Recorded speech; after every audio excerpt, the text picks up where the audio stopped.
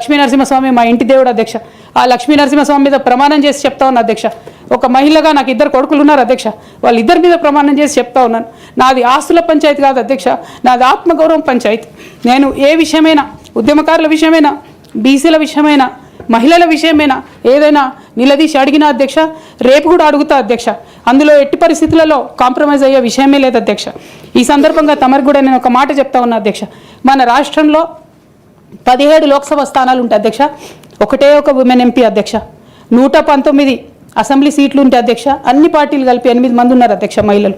40 మంది ఉన్న ఈ శాసన మండలిలో 3 ఉన్నాం అధ్యక్ష లేడీస్. మేము నేం పోతే 2 మిగులుతారు అధ్యక్ష. కానీ ఎంత అన్యాయం అంటే అధ్యక్ష, ఎంత చిన్న చూపు అంటే మహిళలు అంటే పొలిటికల్ పార్టీస్కైనా ఆఖరికి కౌన్సిల్ కూడా అధ్యక్ష. నేను నిన్న మొన్న ఫామ్స్ సైన్ చేస్తున్నా అధ్యక్ష. ఎక్కడా కూడా సభ్యురాలని లేదు అధ్యక్ష. ప్రతి చోట కూడా సభ్యుడనే ఉన్నది. తమరన్న దయచేసి మార్చాలి అధ్యక్ష. ఈ మొత్తం 4 కోట్ల మంది ప్రజల్లో అధ్యక్ష మహిళల యొక్క పర్సెంటేజ్ అధ్యక్ష మన రాష్ట్రంలో ఇంత అధ్యక్ష 0.00003% అధ్యక్ష. ఇది మాకుండే రాజకీయమైనటువంటి రిప్రజెంటేషన్ అధ్యక్ష. రాజకీయంగా ప్రజల మధ్యలో కానీ పార్టీల మధ్యలో కానీ మాకున్నటువంటి రిప్రజెంటేషన్తో మేము ఆడవాళ్ళ కష్టాలు ఎవరికి చెప్పాలి అధ్యక్ష. ఒకనాడు కేసీఆర్ గారు అన్నారు అధ్యక్ష, ఈ దేశ రాజ్యాంగాన్ని మార్చాలి, మహిళలకు సమాన హక్కులు కావాలని. నేను అడుగుతా ఉన్నా అధ్యక్ష, పార్టీలు రాజ్యాంగాలు మార్చుకోవాలి అధ్యక్ష. ఇవ్వండి మహిళలకు సీటు. మీరు ఎంకరేజ్ చేయకపోతే ఎవరు ఇస్తారు అధ్యక్ష? ఎందుకోసం ఇస్తారు? మనం రాణి రుద్రమదేవి గురించి ఇలా మాట్లాడుకుంటున్నామంటే డెఫినెట్గా ఆమె స్వశక్తితో కొట్లాడినా సరే అవకాశాలు అనేవి ఇవ్వాలి అధ్యక్ష. ప్రజాస్వామ్యంలో పార్టీలు ఇవ్వకపోతే ఎవరు కూడా ఇచ్చే పరిస్థితి ఉండదు అధ్యక్ష. అధ్యక్ష, ఇన్ని మాటలు నేను ఎందుకు చెప్తా ఉన్నానంటే అధ్యక్ష, బీఆర్ఎస్ పార్టీ అంటే ఒక ఇమోషన్ అధ్యక్ష. కేసీఆర్ గారు అంటే ఒక ఇమోషన్ అధ్యక్ష. తెలంగాణ ఉద్యమంలో వచ్చినటువంటి మా అందరికీ నేను రాష్ట్రం వచ్చిన తెల్లారే మేము ఫక్తు రాజకీయ పార్టీగా మారుతున్నామంటే మేమందరం సంతోషించినాం అధ్యక్ష. ఎందుకంటే ఏమనుకున్నామంటే మేమందరం ఉద్యమానికి వ్యతిరేకంగా పనిచేసిన శక్తుల్ని అణచివేస్తారనుకున్నాం అధ్యక్ష.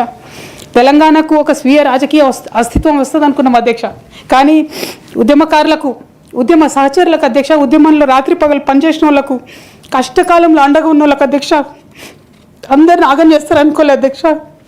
I'm sorry, I'm really getting emotional అధ్యక్ష. మీకు తెలిసి ఉంటుంది, అజిత్ సింగ్ గారని ఆర్ఎల్డి ఆయన తెలంగాణ కోసం రాజీనామా చేసిండు అధ్యక్ష.